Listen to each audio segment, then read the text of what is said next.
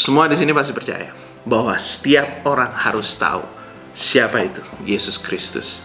Karena di dalam Yesus ada kasih, ada pengampunan, ada damai sejahtera, dan ada kebangkitan tubuh. Betul? Amin. Tapi masalahnya apa? Tentunya adalah bahwa Yesus Kristus ya sudah tidak ada di bumi ini secara tubuh. Dia sudah ada bersama dengan Bapanya di surga. Tapi jangan takut, murid-muridnya sebelum mereka juga dipanggil kembali kepada Bapa, sebelum mereka disalib terbalik, sebelum mereka dilemparin batu, sebelum kepalanya dipotong, mereka sudah menuliskan segala sesuatu yang penting yang mereka pelajari, yang mereka terima lewat Roh Kudus, yang mereka sudah terima dari Yesus Kristus di dalam the Holy Scriptures, di dalam firman Tuhan, di dalam Alkitab.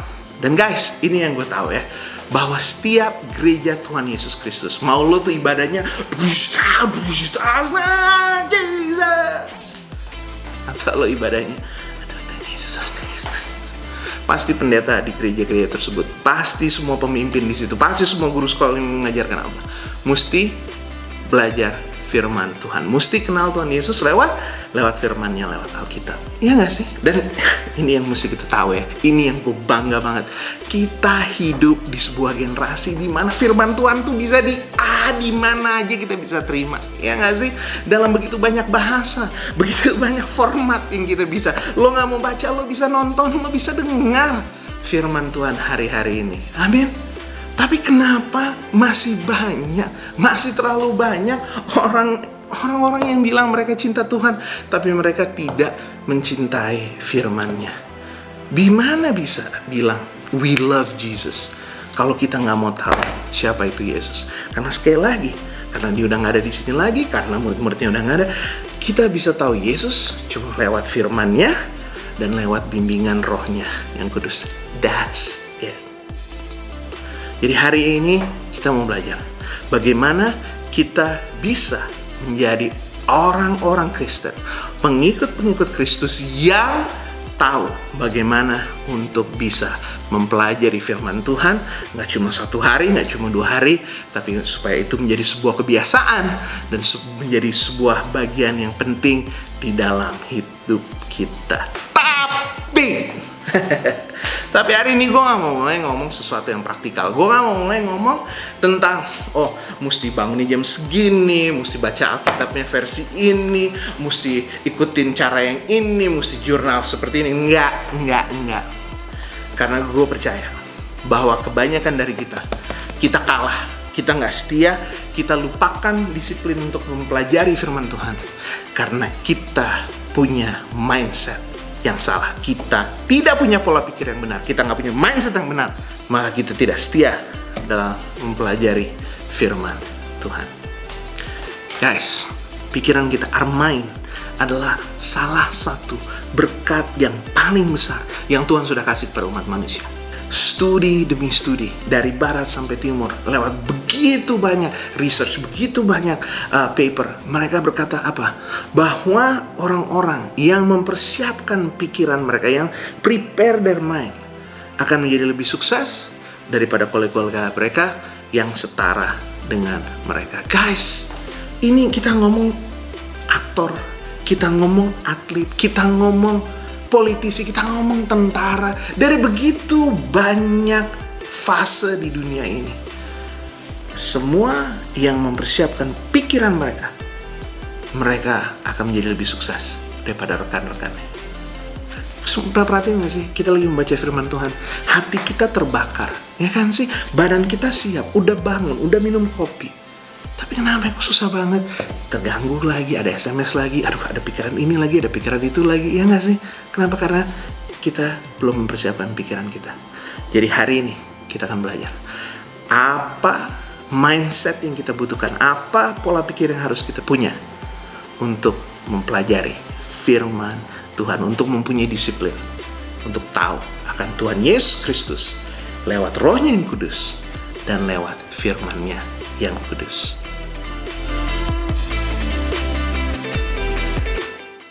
Guys, yang pertama lo mesti tahu, kalau misalnya lo sebelum buka Alkitab, ini mindset pertama yang lo mesti punya. Tuhan, Raja semesta alam, mau ketemu dengan lo, mau berbicara dengan lo. Sekali lagi, Tuhan mau berbicara dengan kita semua. Jadi waktu kita buka Alkitab, jangan kita pikir kita mau belajar sejarah, kita mau tahu tentang hukum Taurat. Enggak, kita mau berjumpa dengan Tuhan dan Tuhan mau berbicara kepada kita. Kayak segini ya, gue tuh punya anak 2, hampir 3. Dan tiap gue pulang, 2 anak ini lari ke gue. Dan yang kecil cuma bisa tapi yang gede udah bisa ngomong gitu. Dan dia cerita tentang harinya dia, baik-baiknya dia, bodoh-bodohnya dia, nakalnya dia. And when he tells that story, waktu dicerita, gue asli lebih seneng daripada waktu gue lagi nonton konser, waktu gue lagi jalan-jalan ke luar negeri. When your kids, waktu anak-anak lo tuh ngomong sama lo, it's just the best thing in the world. Dan gue percaya Bapa kita di surga juga sama.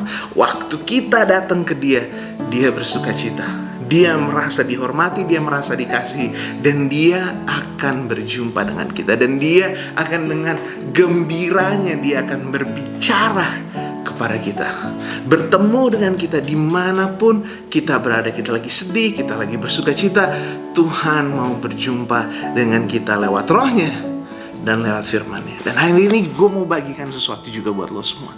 Waktu lo baca firman, walaupun ini sudah ditulis dari 2000 tahun yang lalu, walaupun udah berjuta-juta orang selama sejarah manusia sudah mendengar firman Tuhan ini, tapi setiap lo datang, setiap lo berekspektasi bahwa Tuhan akan berjumpa, akan berbicara lewat firman-Nya, dia bisa berbicara sesuatu yang sangat personal, sangat spesifik, cuma buat lo, cuma buat gue. Berapa kali lo udah pernah baca firman Tuhan? Mungkin bareng dengan small group, mungkin lo dengan istri lo, dan lo baca, terus lo dapet sesuatu yang cuma buat lo, ya. Ayatnya sama, pasalnya sama, semuanya ceritanya sama, tapi Tuhan berbicara sesuatu yang spesifik buat lo, yang mungkin pasangan lo, temen lo, rekan lo, kolega lo tuh nggak dapet. God speaks to us, and He speaks to us individually as well. And that is why ini yang penting. Karena itu sesuatu yang spesifik. Lo nggak bisa tunggu itu dari orang lain. Lo nggak bisa minta, tadi Tuhan ngomong apa? Nggak bisa. Karena Tuhan berbicara, sekali lagi, lewat rohnya dan lewat firman-Nya kepada siapapun yang mencari dia. Tapi dia punya sebuah pesan yang sangat spesifik, yang sangat personal untuk setiap anak-anaknya. Dan kalau lo datang tiap pagi atau tiap malam, terserah lo membacanya jam berapa, setiap lo membuka firman Tuhan dan lo udah bilang, God is going to speak to me, Tuhan akan berfirman, dan Tuhan akan berbicara sesuatu yang sangat spesifik buat gue. Pasti mindset lo berubah, pasti attitude lo, gaya hidup lo berubah, dan pasti lo akan diberkati.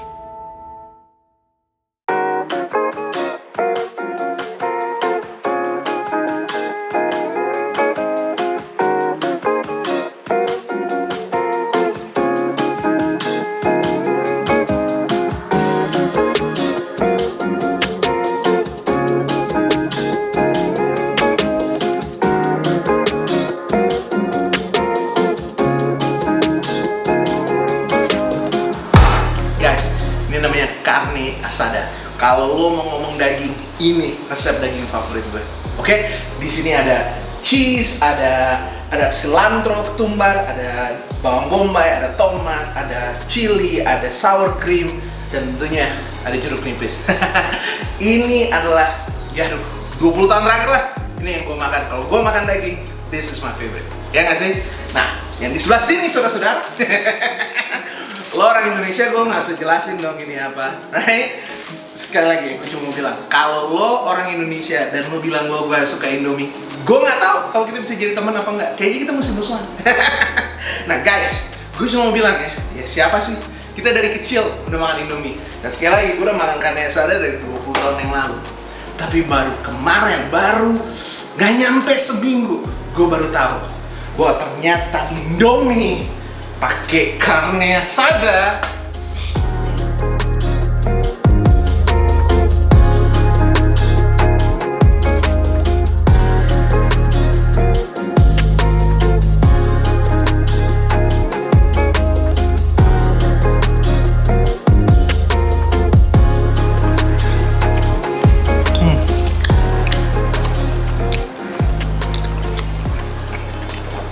Gue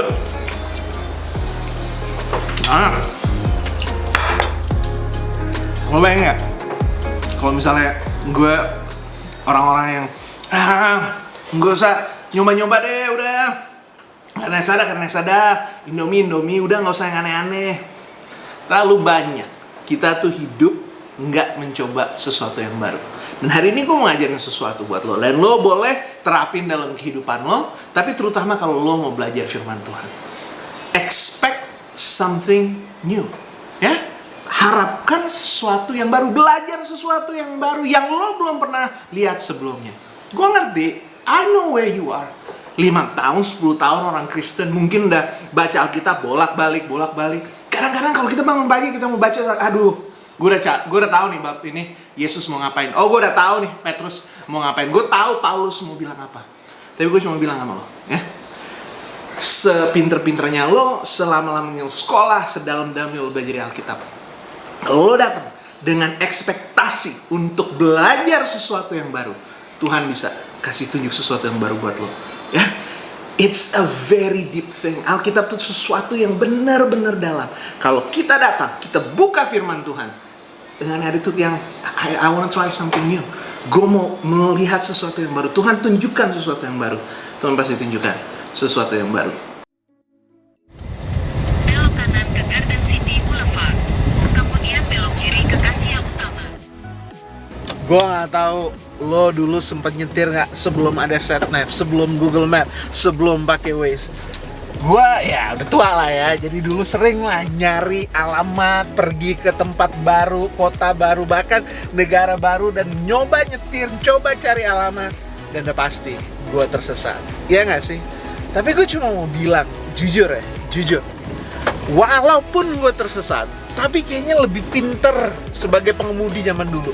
Gue ngeliat ke depan, gue nggak ngeliat cuma lihat telepon, ada titik, ada garis. Enggak, gue perhatiin jalan.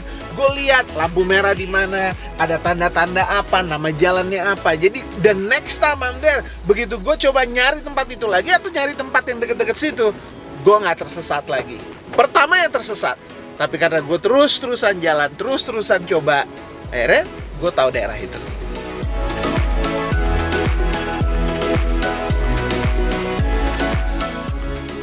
Guys, lo nggak apa-apa tersesat. It's okay to get lost. Apalagi pas lo belajar Alkitab. Ya nggak sih? I mean, ini kan ditulis 2000 tahun yang lalu. Ya nggak sih?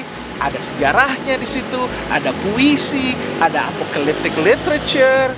Ya pantes lah kalau lo baru sekali 2 kali baca, ya lo hilang, lo kesesat. It's okay.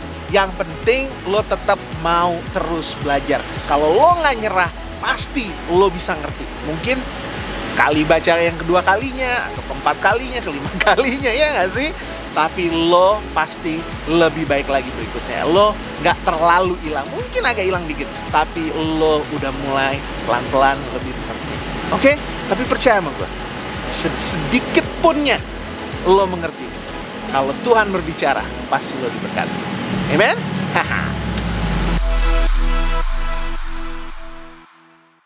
Di sini ada yang pernah baru mau mulai baca Alkitab, terus tahu-tahu sayang, tahu-tahu anak nangis, tahu-tahu ada SMS masuk, ada WhatsApp text masuk, ada email masuk, ada telepon masuk, tring tutut. Pernah kayak gitu? Mustinya pernah. Kenapa? Karena ya kalau kita lagi melakukan sesuatu di mana bukan cuma kita yang bertumbuh dan diberkati dalam Yesus Kristus, tapi ketika kita bukan cuma baca firman, bukan cuma belajar firman, tapi menerapkan firman menjadi berkat buat orang-orang di sekeliling kita. Guys, yang namanya setan, dia nggak bakal tinggal diam. Kalau engkau bukan cuma mau diberkati, tapi mau menjadi berkat, yang namanya musuh pasti tidak tinggal diam. Karena itu dengar, ya, ini mindset yang sangat-sangat penting. Jangan lupa ini, sebelum lo belajar firman Tuhan, sebelum lo baca Alkitab, punya mindset ini. Expect opposition. Let me say that again. Expect opposition. Oke? Jadi mesti ekspektasi bahwa akan ada oposisi. Sekali lagi, ekspektasi bahwa akan ada oposisi. Kenapa? Karena dia nggak seneng kalau lo tuh menjadi berkat. Dia nggak seneng waktu lo cuma jadi orang-orang Kristen yang main-main aja, yang cuma cetek-cetek aja, yang cuma ngefans doang. Jesus. Dia nggak punya masalah sama lo. Tapi kalau lo mulai menjadi lebih dewasa, mulai mengerti bagaimana mengampuni, bagaimana memberi, bagaimana melayani, lo mengerti apa tugas lo dan panggilan lo di dalam bumi ini, guys, expect opposition, oke? Punya ekspektasi bahwa akan ada oposisi. Lo bakal dibikin gak ada damai sejahtera, lo bakal dibikin jadi gak enak badan, lo bakal dibikin jadi pusing, bakal jadi stres. Tapi kalau lo udah tahu, oke, ini serangan daripada si jahat, gue tahu, gue udah expect bakal ada oposisi, tapi tetap gue mau 2 menit ke depan, 3 menit ke depan, 5 menit, 15 menit ke depan, gue mau dengar dari Tuhan gue. Kalau lo terus-terusan kayak gitu, lo terus persisten, lo tetap teguh di situ, lo percaya sama gue, walaupun ada oposisi, tapi lo tetap akan keluar jadi pemenang, dan lo akan terima berkat dari firman Tuhan. Well, there you go guys, that's it. Mindset yang kita punya, yang harus kita miliki sebelum kita mulai belajar firman Tuhan. Guys, lo bisa dapat materi dari mana aja, lo bisa dapat kurikulum dari gereja yang lebih besar, pengajar yang lebih hebat daripada yang ini.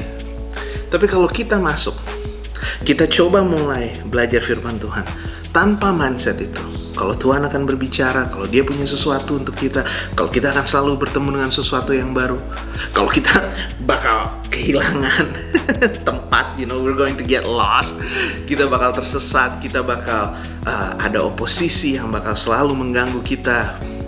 Dan yang penting juga yang terakhir kan, kalau kita datang dan selalu punya ekspektasi bahwa hidup kita akan berubah, sekali lagi, nggak besok, nggak minggu depan, nggak tahun depan, tapi sekarang setelah kita selesai membaca firman Tuhan hari ini, kalau kita nggak ekspektasi akan ada sesuatu yang berubah, maka mungkin lo berhasil sekali, mungkin minggu depan juga lo masih tetap rajin, tapi sampai berapa lama? Nanti lo bosen, nanti lo capek, nanti lo bingung, nanti lo nyerah. Jadi kalau lo mau menjadi orang yang setia belajar firman Tuhan, nggak cuma bulan ini, nggak cuma bulan depan, tapi terus menerus sampai Tuhan Yesus balik lagi atau kita dipanggil pulang, yang gue cuma minta cuma satu, sebelum lo masuk ke ruangan itu, buka komputer, buka telepon, atau mungkin old school masih buka Alkitab dari kertas itu, guys, mindset yang benar, Tuhan akan berbicara. I will know something new.